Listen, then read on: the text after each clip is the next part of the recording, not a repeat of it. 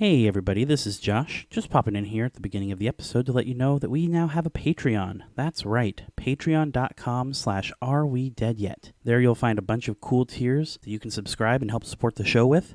Some of the benefits include a shout out in every episode for your social media, small business, online store, whatever. We also have opportunities to join our Discord fan server and chat with the cast. We also have access to full unedited sessions, so you can hear everything that we do over the course of the 3 to 4 hours that we record. It's a lot of fun, so be sure to check that out. That's patreon.com/arewedeadyet. All right, let's get to the show.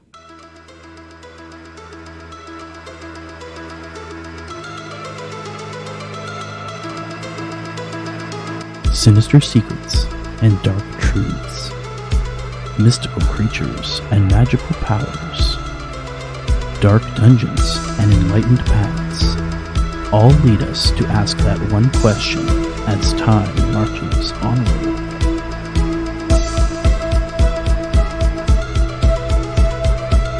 Are we dead yet?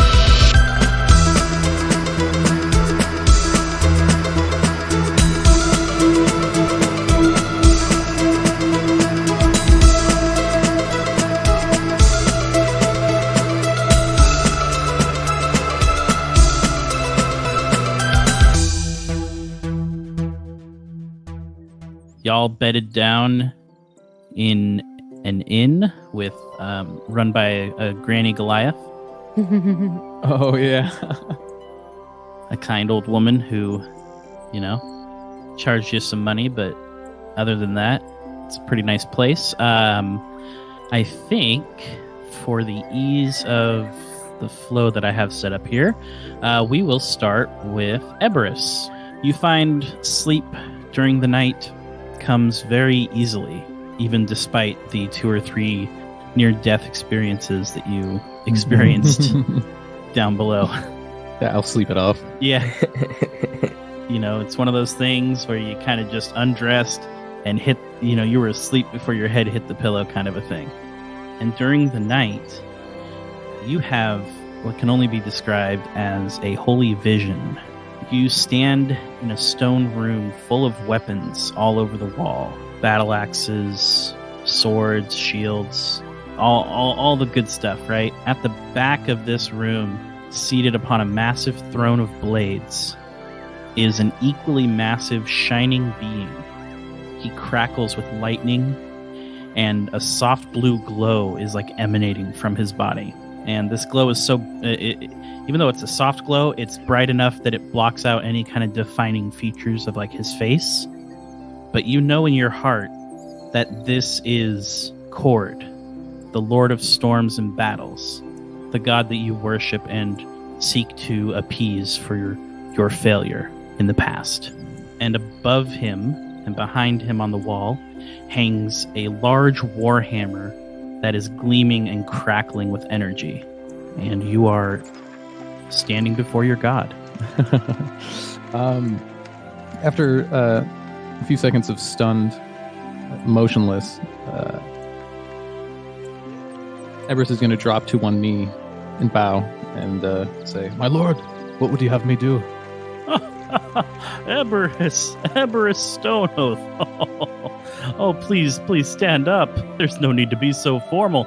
You put on quite the show down in the depths, if I do say so myself. I was quite impressed. You even fell in battle twice, and yet you persevered. You have shown that your heart is as fierce as the mightiest storms. I cannot tell you how pleased I am with your performance down there. Oh, my lord. Your praise means everything to me. I am glad that you have kept faith in me despite your surroundings in a city that chooses not to acknowledge individual gods. You are quite the faithful servant to me, and after witnessing your deeds, I have found that you are worthy to carry on in my name. And he stands up and reaches out his massive hand towards the hammer that's on the wall. turns around, reaches it out to you, palm up, and this hammer, like size comparison, this hammer looks like a toy in this person's hand, like a Lego or something. It's just the scale is crazy here. He reaches it out to you and he says, "I name you Stormbringer. Take this, my hammer, and bring forth the fury of the storms in my name. In time, you will find those responsible for raising the continent of Eumoris, and when that time comes, you will teach them the error of their ways." And with those final words, he hands you the hammer. Fuck yeah, get. Yeah? Eberus is gonna. Do I wake up instantly, or is it like? No. He's holding it out to you. You're. Yeah. Okay, then he'll reach out and take it, and say, "I'll smite in your name, Lord." Excellent. Well, you'd better wake up. It's gonna be a busy day. And with that, the room fills with holy blinding light. And then you awaken in your bed at the inn. Clutched in one hand is that shining, gleaming hammer gifted to you by your god. And I believe I've already sent you the description of the hammer. But for the sake of everybody else, I'll let you know what it does. And I sent the correction to you as well, right? Yep. Yeah, okay. So this is the Warhammer of Cord. It's a +2 bonus to attack and damage rolls. It's considered a magic weapon. It has 5 charges. When you hit with a melee attack, you can expend a charge to deal an extra 2d6 lightning and 2d6 thunder damage. The hammer's electrum head gives it the silvered weapon property, and the hammer constantly crackles with thunderous energy, emitting a dim light in a 10-foot radius around the hammerhead. So, Eberus, you get a cool, shiny new hammer. Dope. Thanks. Yeah. Nice. Yeah, but it's early morning, perfect time to get up, do some training or get some food, whatever you want to do.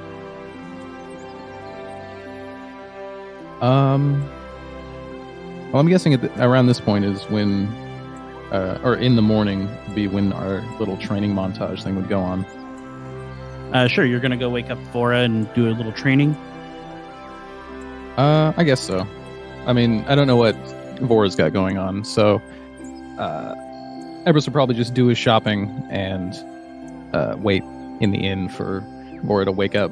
So real quick, as you're kind of getting ready to head out and do some early morning shopping or something, you notice on your bedside table is your small golden tongue, little trinket that you picked up a while ago. And you don't really remember seeing it for a while, but there it is, sitting on the bedside table next to a note. And the note says, "It looks like you're one of the good ones. Sorry, friend." And then there's a little cat paw print on the note. Yeah, actually, come to think of it, he hasn't even noticed it's gone. He hasn't reached into his money pouch since then. So I guess he would look at it quizzically and be like, "Guess I dropped it. Thanks, friend." And he's not going to put 2 and 2 and get together and realize that the cat paw is Chester's. Oh, okay. I mean, there's a whole Clafia in this city. Could This be is true. anyone. That's true. It could be anyone. You wanted to do your shopping then? Yeah, I'm gonna go. I'm definitely. Man, I want those dimensional shackles, but I'm definitely gonna pick up the counterspell shield, and I really want the lesser restoration and druidcraft ring, but I'll be 50 gold short for both of them. Ah, sounds like you need to do some bargaining. Yes, sir. All right. Could always get help from a little kobold dude. This is true. You could wake Vora up and go with him. You guys could plan your day together. Upon going outside, you see Vora. Well, what's the outside look like? So outside this inn, there's like this nice little garden with like a fountain and some benches and just a really well kept kind of floral display out here for quiet contemplation and a perfect place to pray to gods. Pray to gods, relax, plot your next heist, whatever. So outside in this garden, Vora is actually currently praying to Asgarath, basically the god of his gods. Okay. Praying for guidance in, basically having his day blessed as he is hoping to meet with the ambassador of the kingdom that he is on the side of. Once again, I have forgotten. Kingdom of Ludal or the Republic of Stormmoor? I believe it was the Republic of Stormmoor, but he is planning on meeting both today. You know what? Let's make this fun. Go ahead and roll a religion check. Are you kidding me? That's a nat 1. Oh, no. No. Way to start the day off, ladies and gentlemen. Get it out of the way early, as long as we're not in a fight or anything. Yeah, go ahead and roll your percentage then. We'll see how bad this goes. God. You just get smited out of nowhere. Get smote. You misspeak his name and get struck by lightning. That's 60%. Okay, nothing happens now, but there might be a consequence later. The god's favor will not shine on you in a moment. So basically, you'll have the reverse of inspiration. I was trying to give you a point of inspiration for later, but you will randomly be overcome with disadvantage at some point, I guess. Fuck. Disinspiration. Yeah. Put a minus instead of a tally inside of my inspiration square. Yeah. So Eberus, I guess you come out to the garden and you see you see Vora praying there. And he's gonna walk up to him and say, you're up already. Excellent. What are your plans for this morning? Well, once I've finished praying to the gods, my apologies for interrupting. I was just about finished. I got a bad feeling about it anyways. I was planning on doing some ambassadorial work, but, that's not until way later in the afternoon. I had some shopping I wanted to go do, too. Aye, me as well. But I think we also need to get to your strength up a little bit. Oh? Aye.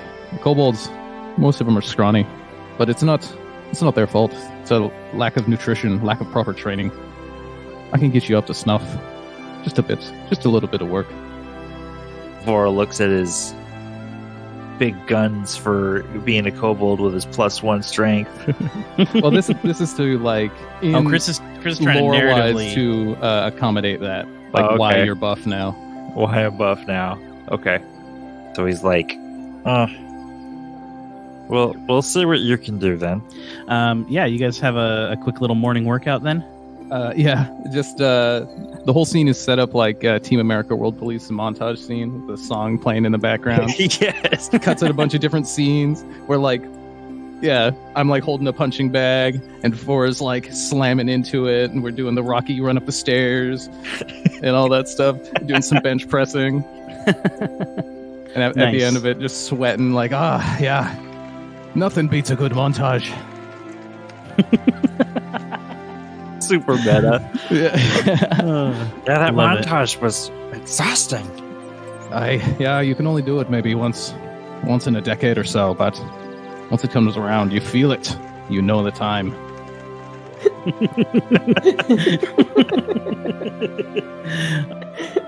Yeah. So after this, you guys hit up the shops. There's really the best place to go to buy magic trinkets and items and such is a little place. It actually here in District 53, it doubles as a museum. It's called Moriarty's Oddities. I don't know if your characters have heard about it before, but you could roll a history check if you want to kind of see what you might know about the place. Let's see if I can get another nat 1. I'll assist Nat you. 1. Nat 1. I rolled a 2. 1. So we'll pick that assistance. So Eberus said he's going to assist you, so. How's a 5 in total? Oh, yeah, no. You've heard Moriarty is probably a really nice guy, really cool, really clean cut, right above the board. Nothing fishy there at all. A villain in a fantasy book of some kind, about detectives and police work. Yeah, the fantasy book Warlock Holmes. Warlock Holmes. Love it. Watson's his sassy closet familiar. Yeah.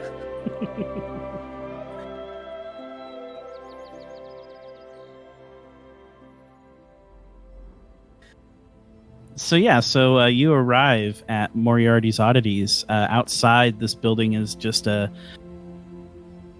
crazy black building with kind of like a gothic theme going on. There's like gargoyles and statues, and it totally looks creepy. Looks totally awesome. Even. Yeah, very, very Addams Family vibe going on. So. I imagine every other building and shop is just normal. Yep. Looking normal, and then this is like a haunted house looking place right up next to it. Yeah. Not ominous at all. Absolutely. And you guys head in. Inside, there's actually a table that looks about Vora's size, maybe a little taller. So it's definitely run by a small folk here. As you walk in, the bell above the door jingles, and rising slowly up from behind the desk is a small little stout goblin, and he says, "Oh, customers, yes. Hello. Oh, do come in. Are you here for shopping or to view the museum?" Oh, this is a museum? That's pretty wicked. Oh, yes. We double as a shop/museum. I have a number of oddities on display here from my many journeys through the multiverse. Aye, and are you Moriarty? Indeed. Nice to meet you, sir. What will it take to peruse your museum here? Oh, free of charge. Please step this way. And he motions to a room off to the left that has kind of like a black curtain pulled down. Very kind of, if you've ever been to like Ripley's Believe It or Not down in Newport, it's got kind of that vibe going on inside. Pretty cool. Eberus follows. Sure. He leads you through, kind of pointing out a few displays here and there. He points to a bone crown that has a large emerald set into it, and he says, This crown was made from real dragon bones. Oh, this one took me quite a while to get my hands on, but it's a priceless artifact, really. Where's it from? Here and there. All right. All right then. He weaves you along. He points out like a couple like suits of armor that were worn by like famous knights and stuff like that. He finally arrives at the back of the museum, and he says, and he points to this small sphere with a bunch of carvings and runes on it. He says, "This is a special device that I had to acquire from the Mages Guild themselves. This is the Holy Hand Grenade of Trico, one of a kind. Very powerful. But don't touch. It could go off, and then you wouldn't want to know what happens after that." I so want to pull up like the entire description of the Holy Hand Grenade that they give, and just like start like see the description and then start reading it. Pull the pin and counteth to 3, but not 2. 4 is no and good. 5 is right out. Is right out. 1, 2, 5. Risa. Right.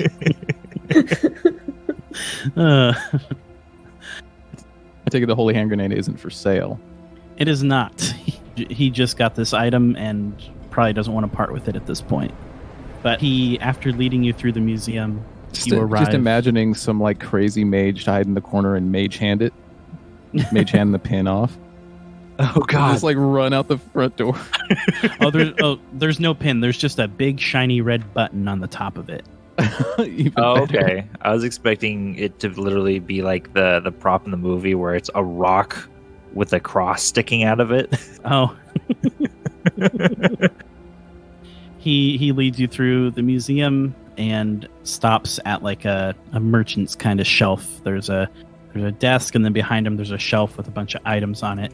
He holds out a list of items that he has available for sale and says, just take your pick. I've got quite a bit here to choose from, and well, we'll see what we can do about getting you equipped.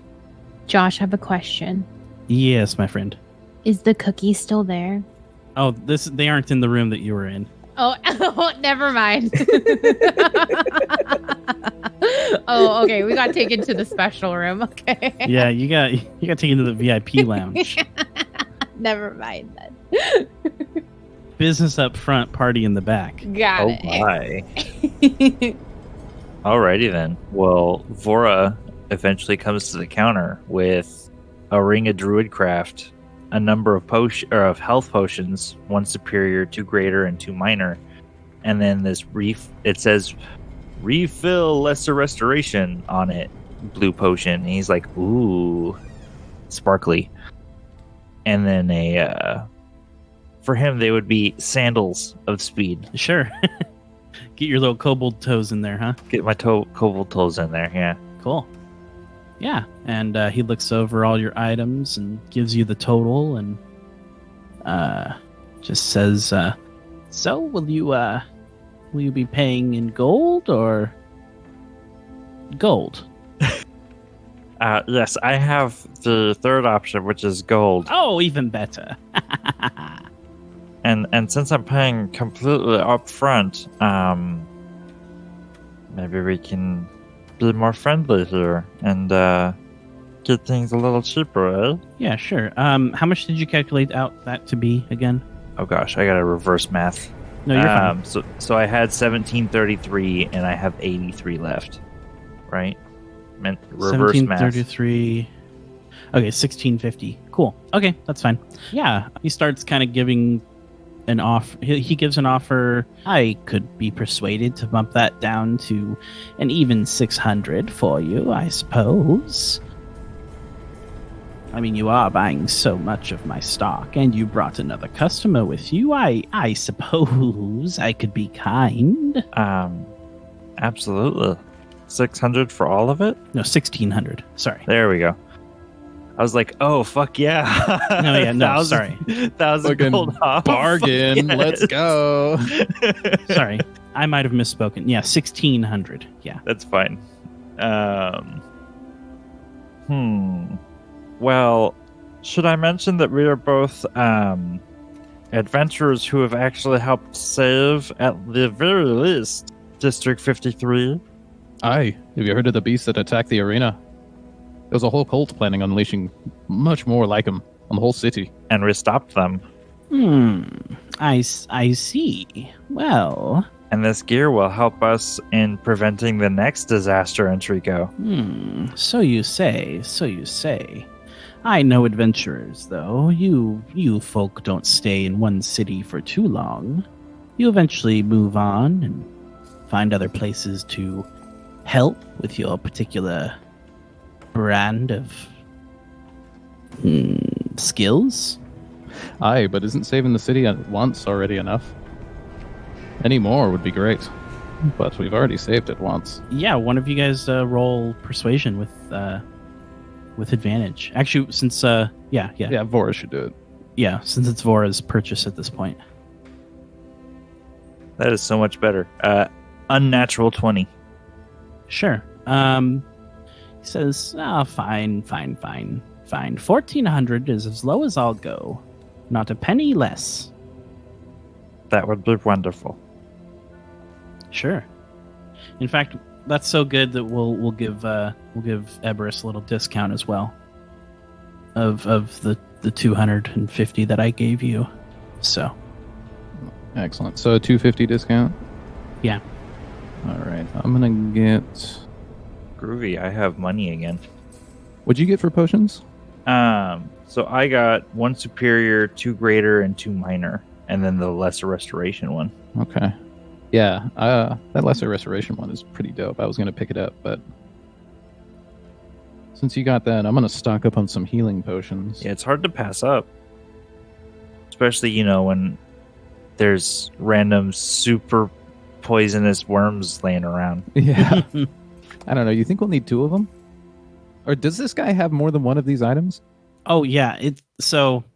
I kind of hinted at it, but yeah, this guy basically is an interdimensional traveling gnome. Okay. So he's picked up quite a few different items. These are all his dupes. Yeah. All his dupes. Dupe loot. Well, I don't think we'll need 2. So yeah, I'll go with the counterspell shield, the small silver ring, and then so that's 1,100. And I've got 1,600 total. So you've got 500 left? Yeah, I'm just trying to figure out, do I want any money left over, or should I just completely fill out on potions? I mean, I'll get 1 superior, 1 greater, and 1 minor for all my money, or 2 minor. Okay, sure. Yeah, you hand over Eberus the gold. Is broke. Easy come, easy go. Hell yeah. Yeah, Moriarty takes your gold, hands over the items, and just gives a little cackle. Thank you. This will fund further research into later expeditions that I take. You are truly wonderful customers. I do appreciate it, but I do have some other meetings to go to, so I must ask you to leave now. Yeah, okay. Thank you for your business, sir. Yeah. Other way around.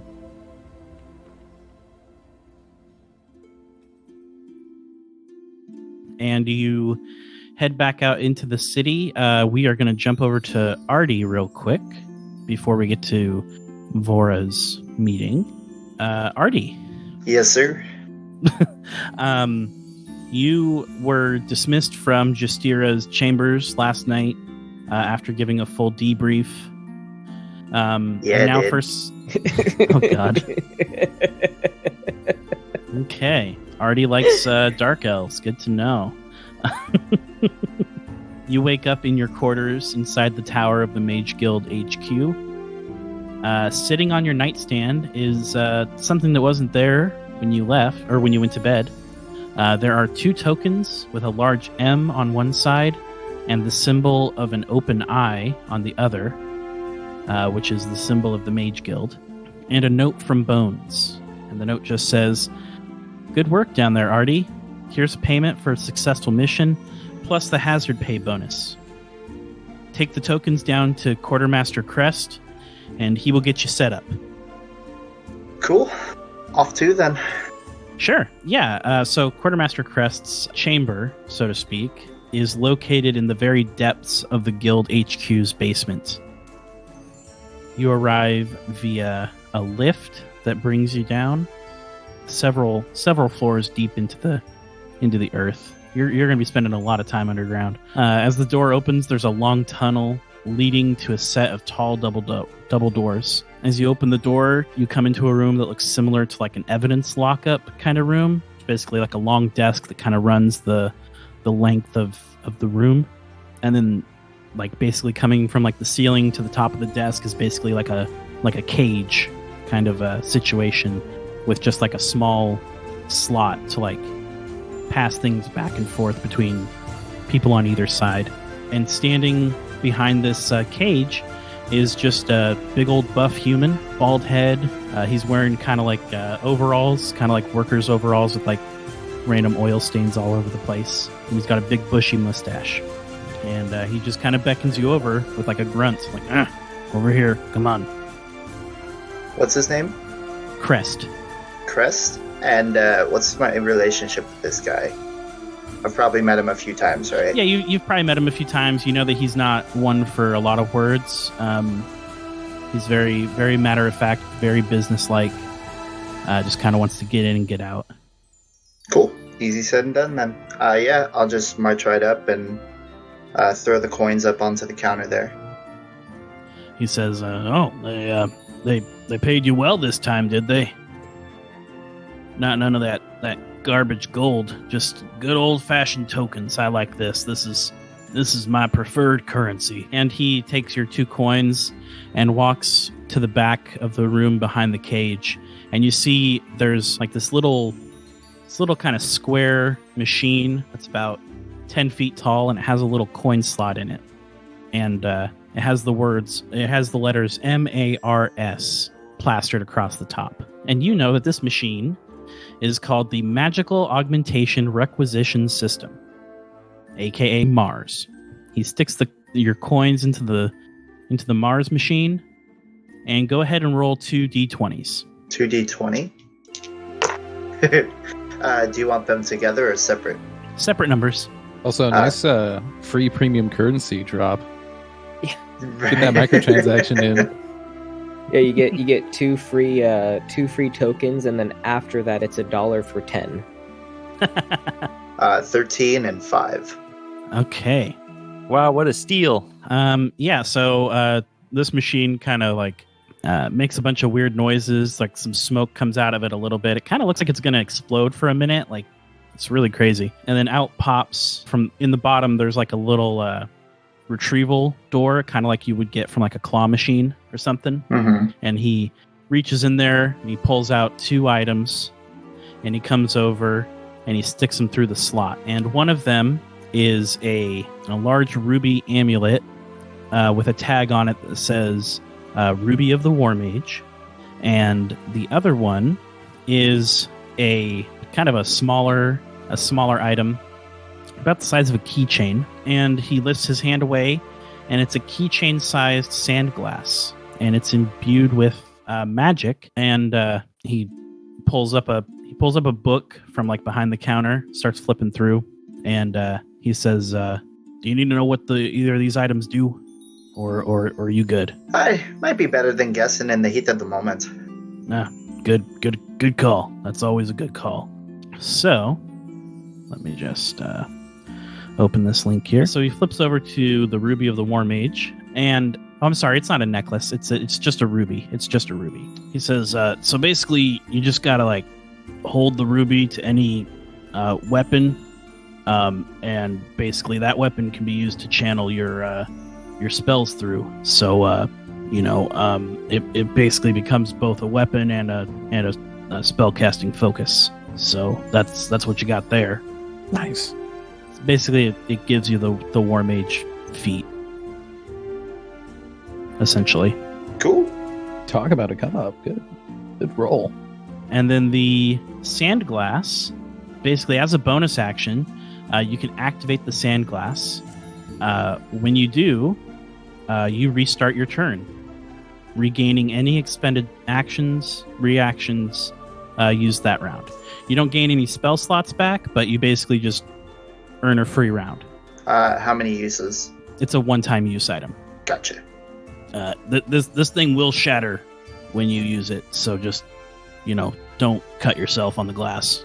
Because when sand gets in your wounds, it really hurts. Yeah. You think it would have been more useful to make it just disappear or something? Yeah, well, I didn't create the item. I just pushed a button. All right then. And then there's also that list of magic items that I sent you, or items in general that I sent you also, that you could purchase from Crest as well. Yeah, I meant to ask you that earlier. Where was that counterspell one? Should be kind of towards the middle of the list, but yeah. The bound items, yeah. The little bronze shield. Yeah. Yeah, I got one of those as well. Oh yeah. Nice little guy. It'll come in handy. Yeah, I figured we just battled like a ton of powerful wizards. Yeah, that sounds nice. And then boots of speed, for sure. Sure. Yeah, he hands those to you through the slot.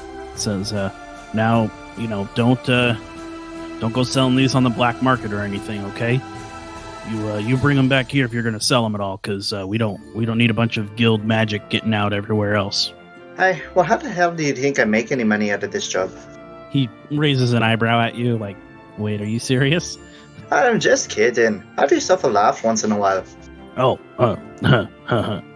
yeah, that's funny. Yeah. Anything else you want to do? You know, you have a meeting with Justira in the afternoon. She didn't tell you what it was about, but just okay. Yeah, the only thing I'd be interested in is gearing up, essentially. So if there's anyone else to go to or anything to do, that'd be it. Otherwise, I'd probably just kind of train and eat and prep. Sure. Yeah, you go about through the rest of your kind of regular morning routine. You know, maybe you check your files to see if you have any new assignments, but there's nothing really there. So, yeah, you kind of spend the morning training and gearing up for whatever the head of the Mage Guild has in store for you.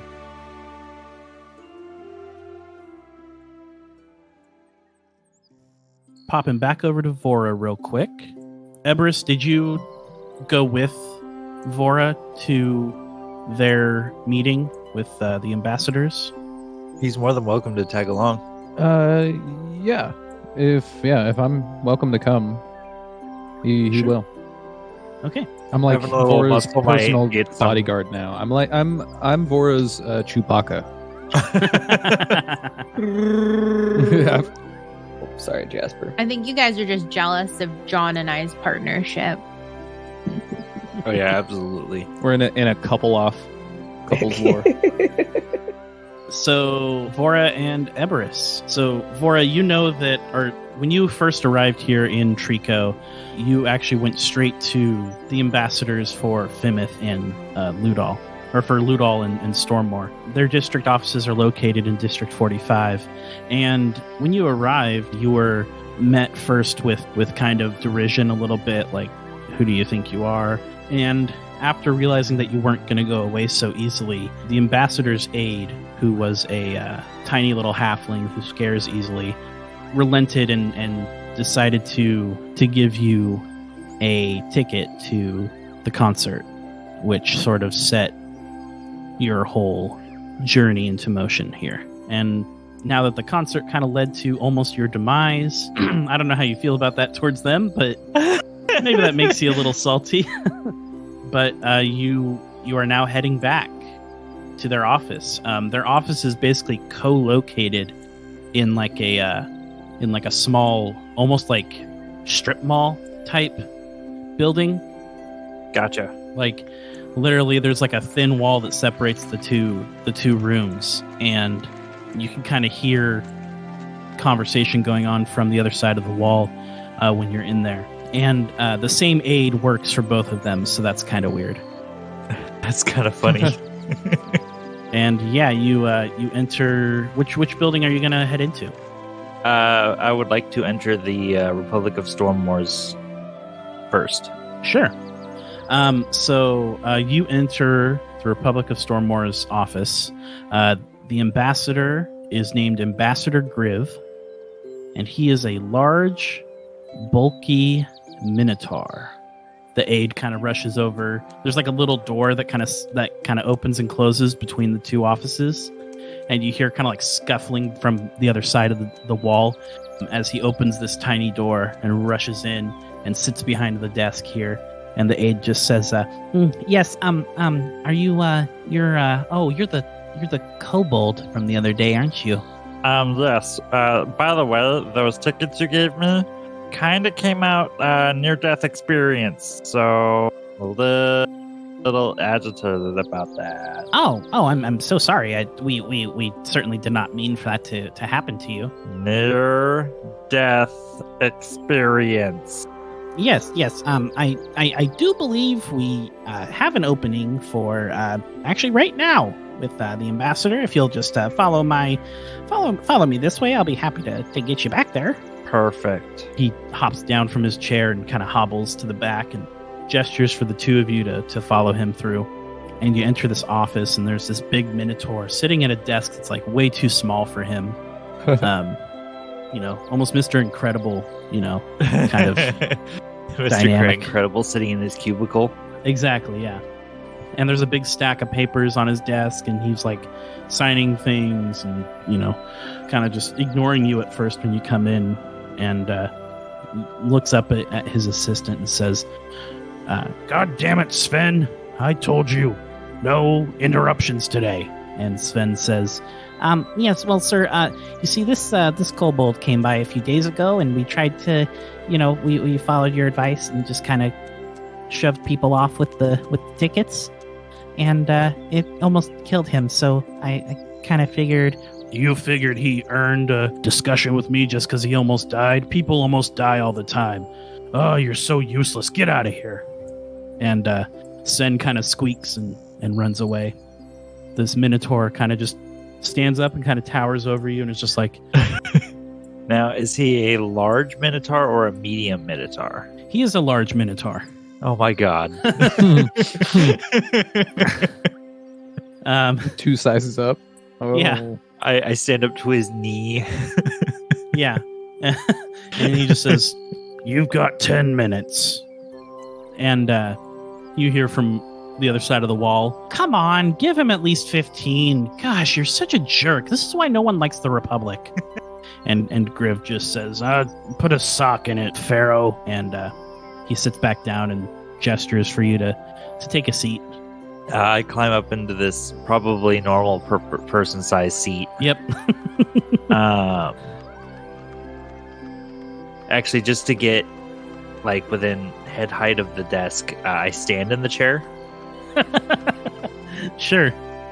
And yes, Mr. Griv. You see, me and my tribe reside in the mountains of Fimith, and we're getting a lot of seismic disturbances from you guys' digging, and we're getting a lot of cave collapses and like deaths.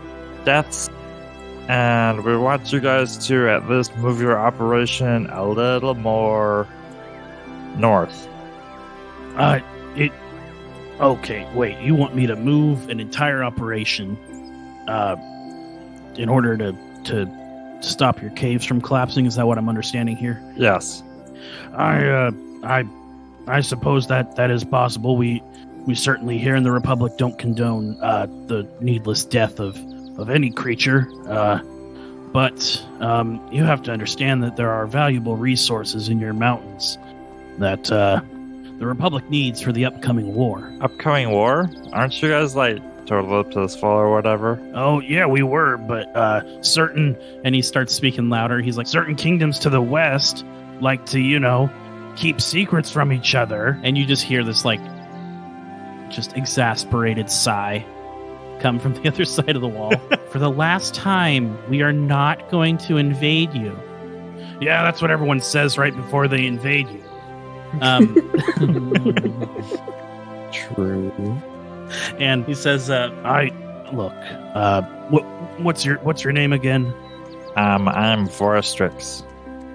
Vorastrix, okay.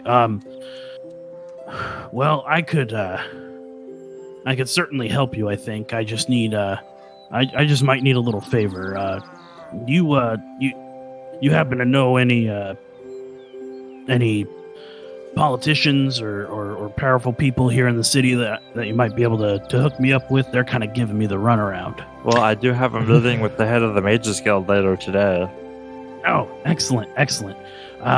She's a very influential person. Yes, well, man, that's very convenient, actually. Well, so I'd say, and we've got a lot of meetings with Amar Tornella coming up as well. Oh, you guys running some big circles. I should have reached out to you sooner. And the person from the other side of the wall says, "Are you sure you're not just buying into some bullshit?" Griv says, "No, these folks look like honest people. They wouldn't lie." What was the organization that tasked us with going into the sewer? Those were the spiders. The spiders, yeah. It was Sergeant Rain. Yeah, just ask Sergeant Rain with the spiders for their report. We'll see what we did for the city. You'll know. We're one of the good guys. I suppose I could requisition that report, get some of that going. Look, if what you say is true, then could you just get me a meeting with with one of these influential people you happen to know. I've been trying to secure some logging rights for the forest outside Trico, and I've just been hitting brick walls, man, and they're gonna recall me soon. I'm gonna lose my job. And then certain people are gonna invade and kill us all. And you just hear another sigh from the other side of the wall. I can do my best. I can't offer any promises, though. Seeing as we have suspicions of AMR. He may not be all that he seems. And the Mages Guild sounds like an uptight bitch. So, I mean... Someone you've literally never met. Oh, yeah, that's right. No, we haven't actually met her. Arty has, but that's it. You're fine. Shit.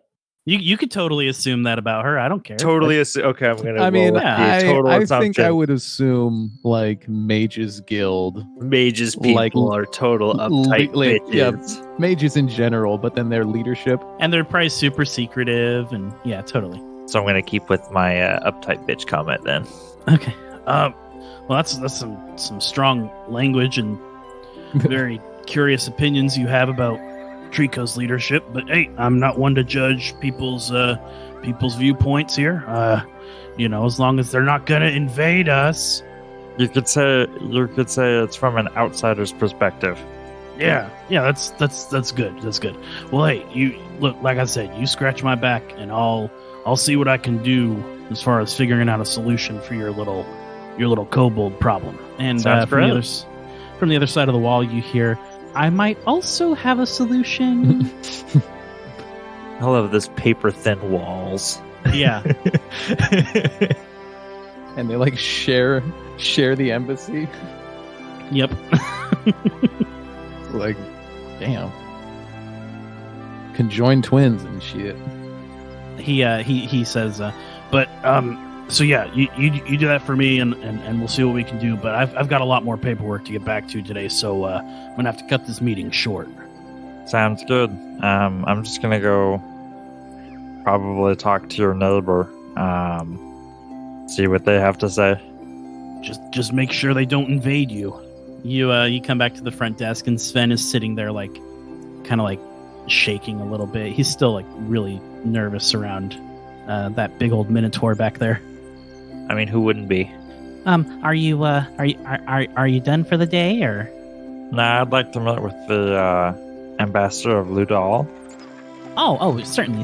I'll just have you walk outside and go in the other door, and I'll meet you over there in just a minute. And he hops down and starts running for his little inside door that he has. My goodness. Sure, we follow suit. It's bureaucracy, baby. He leads you to the back room, and you enter this office, and sitting there is a Luxodon, elephant person. She stands up and she says, "Oh, welcome. I am Ambassador Pharaoh. Please sit down. Would you care for some graham crackers or maybe some fine cheeses from the kingdom? Oh, we do aim to please." And you just hear a grunt from the other side of the wall. No, I'll be fine. Eberus, do you want anything? No, thank you. Oh, well, please sit down. Please sit down. I am always happy to meet with people, especially people who know better than to deal with stubborn-headed minotaurs. But I heard that you have a little problem with your mountains being mined. Yes, my tribe lives on the side of the mountains, of the same side of the mountains as the Republic, and their mining operation is causing us some troubles. Oh, well, I could certainly find you a solution. It's actually very helpful that it's a mining incident, because it just so happens that the mining guild actually operates on our continent, and so they aren't really controlled by either government there. So we can kind of negotiate our way into a better arrangement.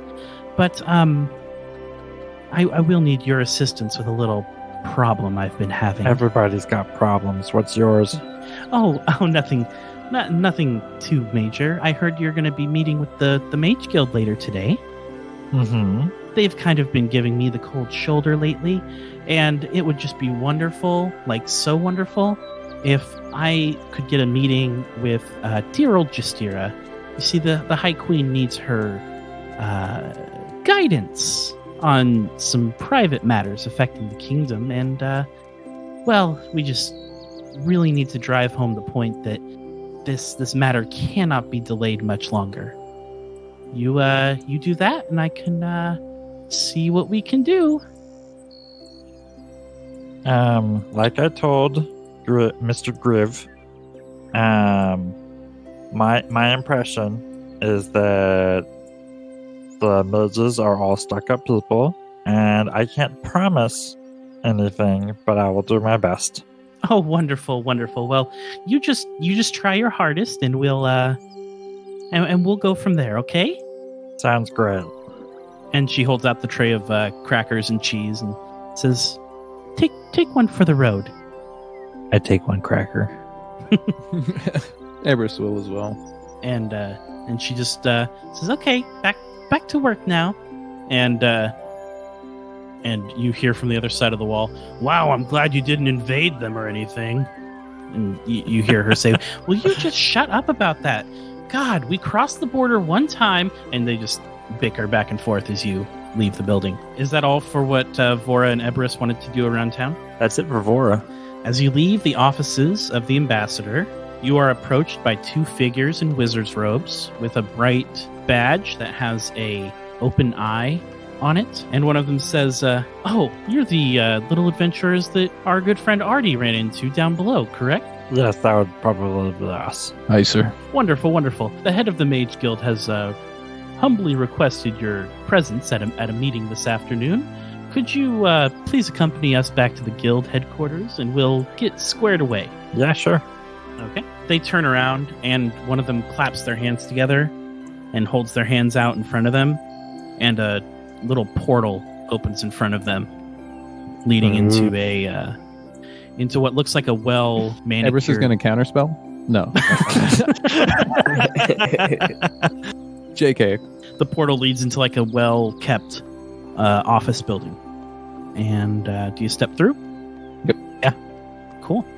Gingerly, though, because considering the last time Eberus stepped through a dimensional thing, he got zapped with an illusion. Oh, yeah. Old boy, don't Eberus is forget. going to be so paranoid. Yep. Oh boy, don't forget.